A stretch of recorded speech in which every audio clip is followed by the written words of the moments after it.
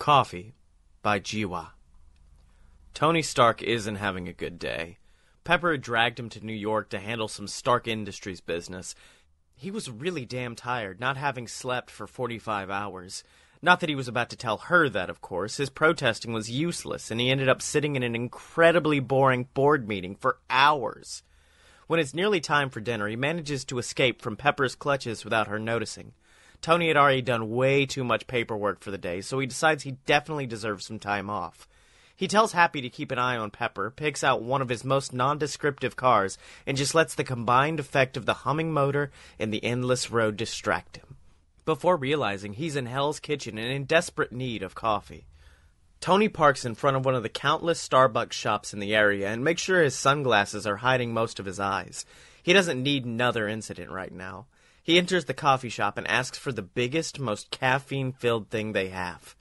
Of course, that's when his phone rings. It's Pepper. "Mr. Stark?"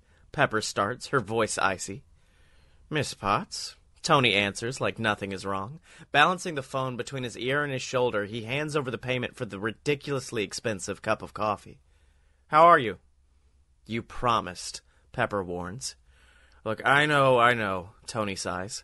"I'll be there later. I'm just out for coffee," he says, feeling like he can barely keep his eyes open. "Give me an hour." "Fine," she snaps and hangs up. Tony blindly stares at the phone. One of the coffee shop's workers hands him a huge-ass cup of coffee, which he takes and heads out. He manages to pocket his phone and exit the shop when he walks into what seemed to be a soft brick wall. The coffee spills on the front of his suit, and it burns. "Shit!" Tony yelps and attempts to keep the hot beverage from seeping into his skin by using a thin napkin. It's useless. His favorite suit, ruined. "What are you, blind?" He snaps and looks up to rip a new one for the guy. That's when his brain finally registers the sight. The handsome stranger stares down at him, brown hair, a rising hairline, a slight stubble around his chin and top of lips. Well-defined, fit body hidden under a cheap, ill-fitting suit. Out of all of this, Tony would have focused more on the handsome part if he hadn't immediately noticed the darkened, oval-shaped glasses and the very distinct cane in the man's right hand. "Yes, I am," the man replies with a frown. "Are you okay?" Shit. Aware that he probably looks like a deer in headlights, Tony is momentarily glad that the guy is blind. He feels a prickle of guilt for thinking such a thing and brushes it away as quickly as it had come. "I'm okay. The suit's ruined, though," he says mournfully as he looks down at the coffee-stained suit, his anger fading fast. I'm sorry," the man starts to say. "Oh, hell no," Tony interrupts and then promptly shuts his mouth, starting again. There's a headache building between his eyes. "I mean, sure, it's partly your fault, but I can hardly blame you since I wasn't really looking where I was going." The man's mouth forms into a crooked smile. It's beautiful. Damn, Tony can't help himself. He stares. He continues, trying to get his mind out of the gutter and somehow turn this train wreck of a conversation into something useful. Since it's partly your fault, you could offer to buy me a coffee, Mr. Tall, Dark, and Handsome raises an eyebrow. Tony can't not say it. "Or maybe dinner?" "I would like to know your name first," the man says in an amused tone, making Tony pause and evaluate his options.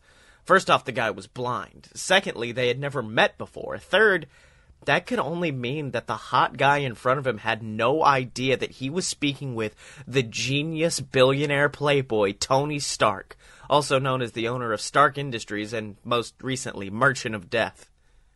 "Tony," he says and smiles genuinely for the first time that day. "Matt Murdock," the guy answers, mirroring his smile. "Nice to meet you." They go for a coffee, and Tony lets Matt pay for his as a replacement for the one he spilled. Matt was actually on his way to a coffee break, he tells Tony, hinting that he isn't in a hurry to go anywhere. They talk about anything and everything. Tony learns that Matt had just started working as a law intern for one of the biggest companies in the area. After a bit of prodding, the man reveals his dream of founding his own law firm with his childhood friend, Foggy. "That's interesting," Tony says, his eyebrows rising, and is surprised to realize he's not lying. "You don't want to work for the big guys? Or they're not prepared to take you in?" "We want to be able to pick our own clients," Matt says. It's a simple yet a good explanation. Cool, Tony says. He's very aware that he's back to staring again as Matt's mouth forms a smile. That's very ambitious. Matt asks Tony what he does for a living.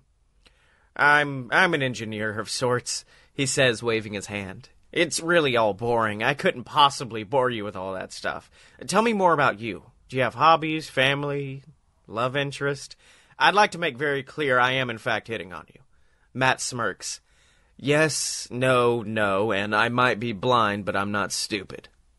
Excellent. Tony takes a sip of his coffee.